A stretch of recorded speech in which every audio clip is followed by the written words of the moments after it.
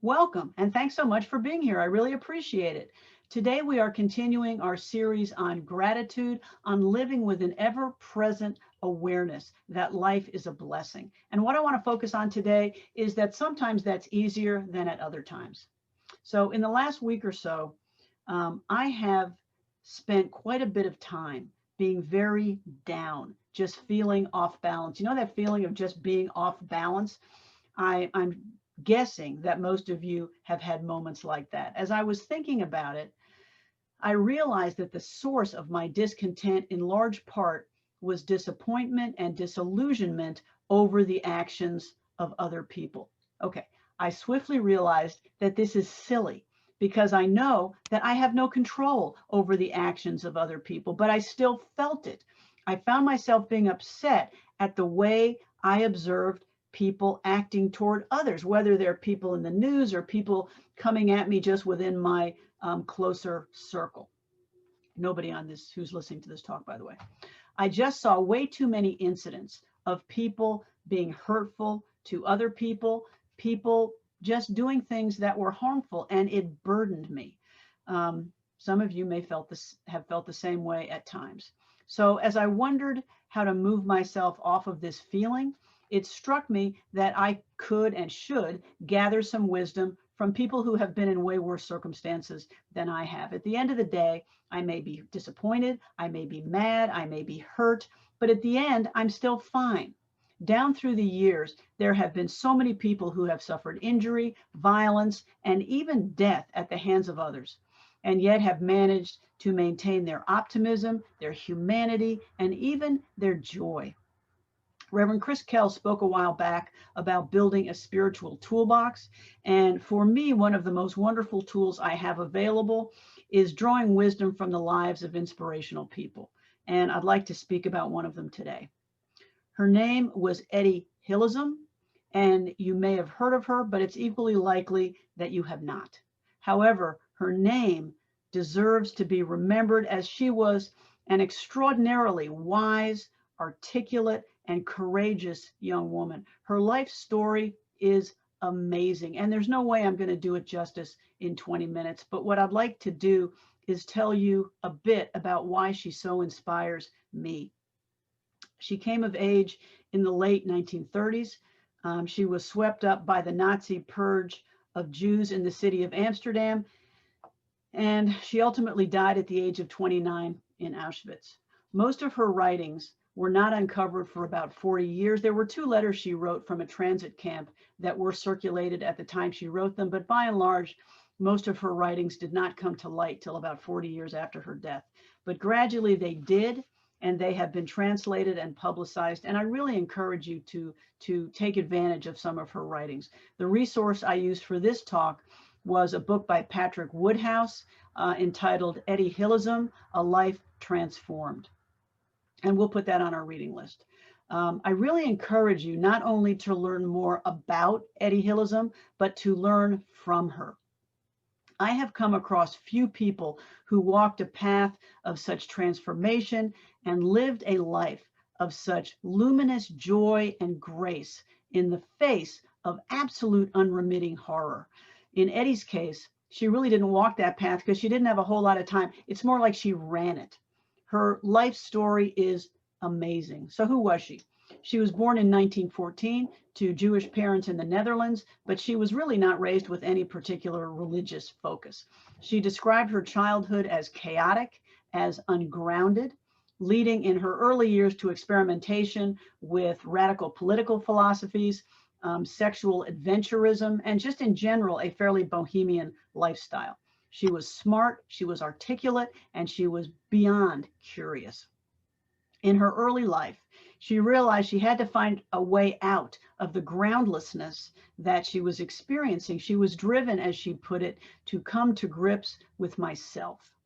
She didn't turn to religion or spirituality at first, but went into psychotherapy to find out more about her inner life. That really so characterized her life throughout, this relentless drive to know more about herself, about her growing inner life. So in early 1941, she entered into a highly unusual therapeutic relationship with a German therapist named Julius Speer. So back then, we didn't have codes of conduct, or therapeutic codes of conduct apparently were few and far between. And their therapeutic relationship veered from the combative to the intimate to the downright strange, including occasional bouts of wrestling around on the floor. Things have changed since then.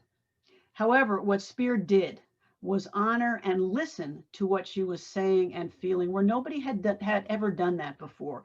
And he gave her permission to do the same for herself. It was a radical gift. She wrote, "What I am looking for is my own truth." And with Speer, she began to find it. It was not an easy journey. She had bouts of depression, anxiety, even despair. She wrote that she hated herself, that the best thing she could do would be to jump off the bridge into a canal. However, at the same time, she was also learning to, as she put it, stop and listen to myself and sound my own depths. This was a young woman completely unfamiliar with her own inner life, with little control over her chaotic and churning emotions. However, she was committed to the search. She was committed to the truth and determined to find out who she was. She never lost that true north. And indeed, that drive is what made the difference. What is so extraordinary about Etty Hillesum's journey is first the depth and the illumination of it, but also the fact that she was able to travel this path in such an amazingly brief time. She entered therapy in early 1941, which was really the beginning of her journey of self-realization. Within 2 years, she had transformed into a profoundly spiritual being who, even in the midst of the worst that we can do to each other, refused to hate. She simply refused. And when she refused to hate, she found that she also did not fear, even though she clearly saw where she was and what was coming. When she didn't let fear shut her down, she kept her ability to see beauty, to experience joy and gratitude, and to love without reservation. In so doing, she became a beacon of light and hope to so many desperate and fearful souls in those camps. It is this journey that draws me. I am in awe at the courage and determination and insights of this young woman as we watch her walk this path through her diaries and letters. We see a person who is absolutely committed to seeing clearly whatever reality is before her, and that reality kept getting darker and darker. On June 14th, 1941, she writes, "More arrests, more terror, concentration camps, the arbitrary dragging off of fathers, sisters, brothers. We seek the meaning of life, wondering whether any meaning can be left." What she realized was she was going to have to find this meaning for herself, and she was relentless in doing it. She was finding her own inner life, her own deep resources. She wrote, it was not a linear path. She wrote that the chaos can still overwhelm her at times, quote, "as if I were on a great gray ocean. But on the bottom, there are hills rising, elevations taking shape, the appearance of form." Isn't that a great image? She talks about a gray ocean that is holding her up, that is awash, but at the same time, there is an unknown gray ocean, but at the same time, underneath, there are hills rising, forms are rising, shapes are arising that are going to be the landscape of her inner life. She later wrote, "I draw on an ever deeper inner certainty. Time and again, I have had to learn how spacious the heart can be, and time and again, I have had to reclaim that space." What was happening here? A transformation was beginning from an awareness of emotions and thoughts and motivators, her thinking mind, to an understanding of the depths beyond. She learned to move beyond words to the deeper truth beyond. She wrote, "Just now, when I was sitting on the dustbin in the sun out on our stony little terrace with my head leaning against the wash tub and with the sun on the strong, dark, still, leafless branches of the chestnut tree. I had a very clear sense of the difference between then and now. Isn't her writing beautiful? She's so articulate. In the past, I took in the tree and the sun with my intellect. I wanted to put down in so many words why I found it so beautiful. I wanted to understand how everything fitted together. I wanted to fathom that deep, primitive feeling with my mind. In other words, I wanted to subject nature, everything, to myself. I felt obliged to interpret it. And the quite simple fact is that now I just let it happen to me. As I sat there like that in the sun, I bowed my head unconsciously as if to take in even more of that new feeling for life. Suddenly, I knew deep down how someone can sink impetuously to his knees and find peace there, his face hidden in his folded hands. In this moment, she grasped the power of contemplation, of listening, of turning off her mind, of simply being. She went on to explain, you must live and breathe with your soul. If you live by your mind alone, yours is but a poor existence.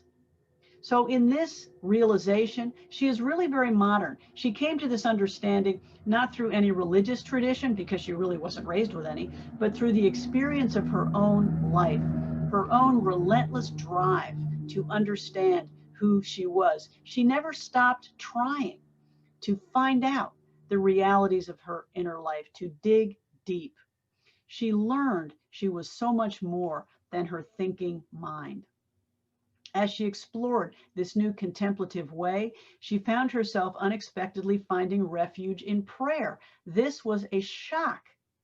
She actually described herself as the girl who could not kneel and yet who learned to pray. She describes prayer as a practice she first kind of tentatively tried with embarrassment, but which became the rock that she could not do without.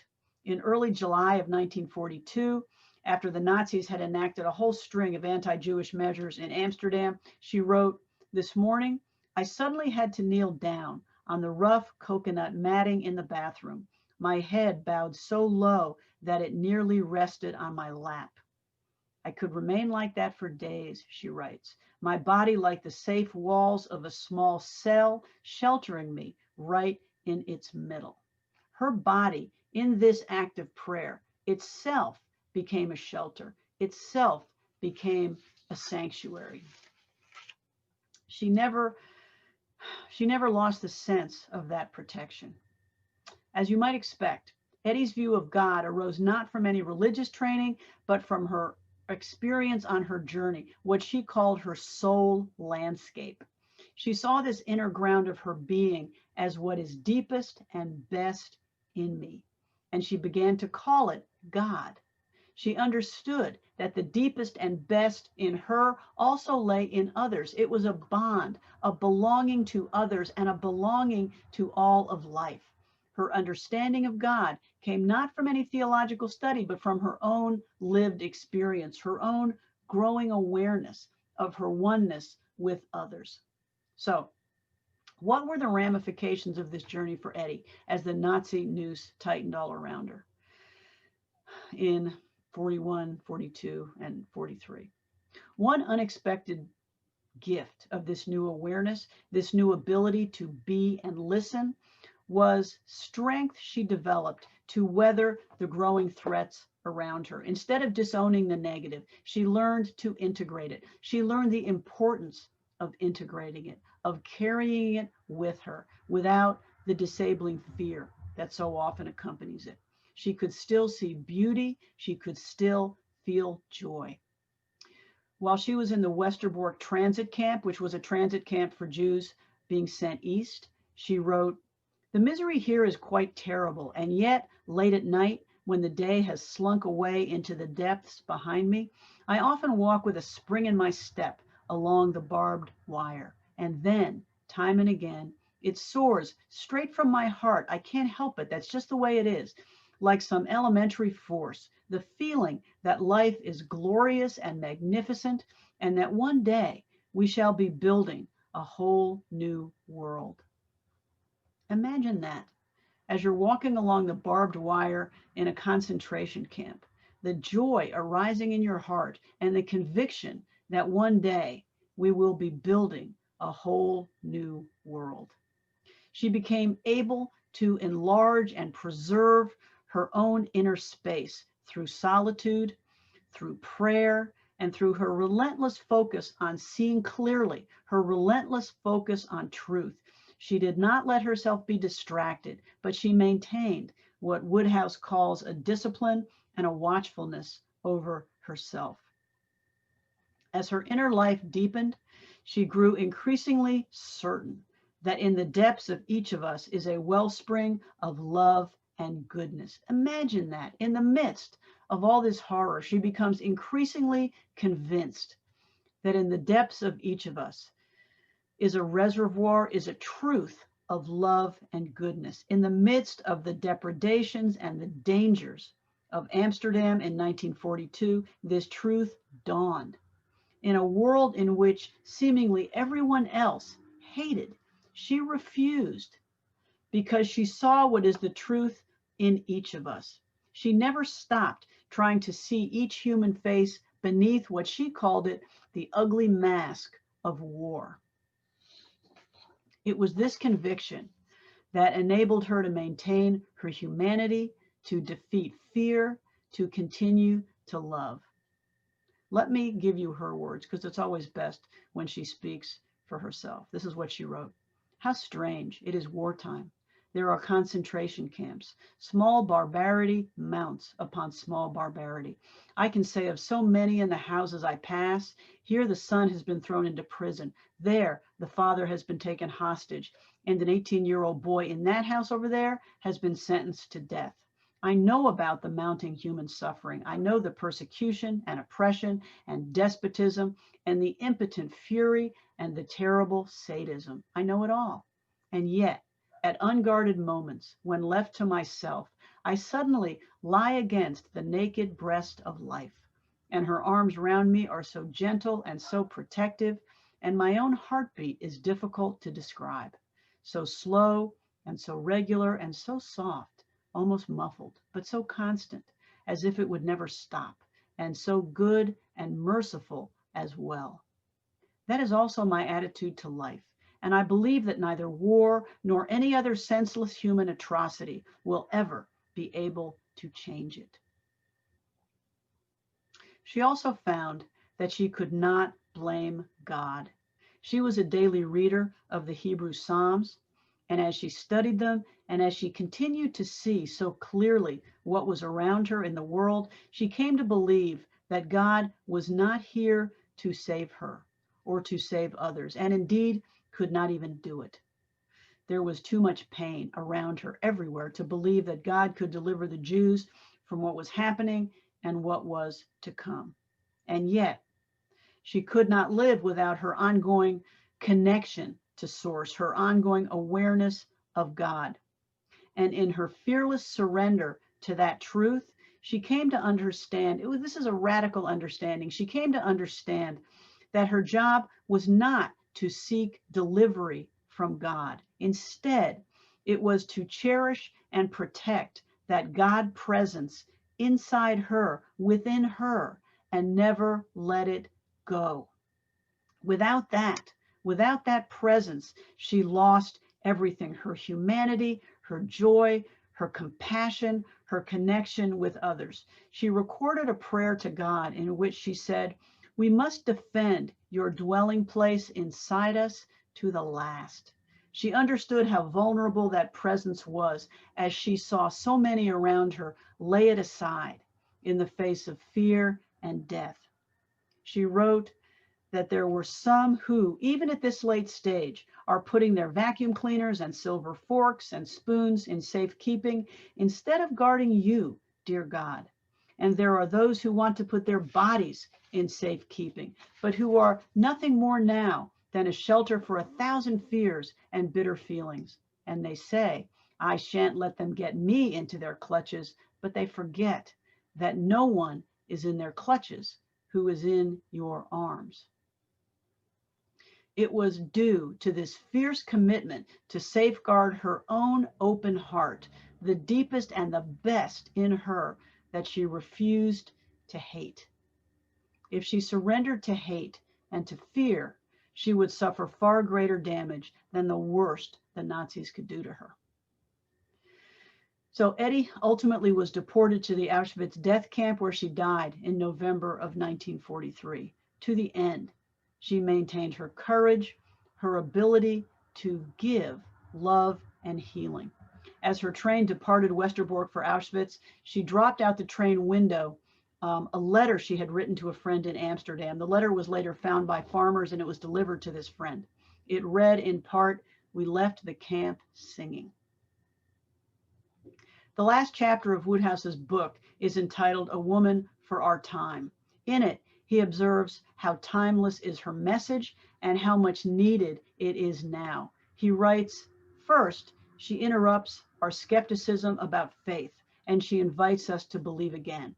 Second, she interrupts our narrow assumptions about religion itself, and she invites us to pray. Third, she interrupts our easy hatreds of our enemy, and she invites us to see. Finally, she interrupts our despair about the future, and she invites us to be courageous. Through it all, Etty Hillesum continued to affirm life. She insisted that behind every mask of hate was a human, vulnerable heart. And we could only begin to see each other when we put hate aside. When we can do that, we honor and preserve our own humanity, refusing to hate, finding we have no fear. In that way, we truly live our deepest and our best. So I have done such a limited job of telling you about this extraordinary life, this amazing journey. I really encourage you on your own to read more about Etty Hillesum and learn more from her. She was a truly extraordinary soul. So thank you for listening.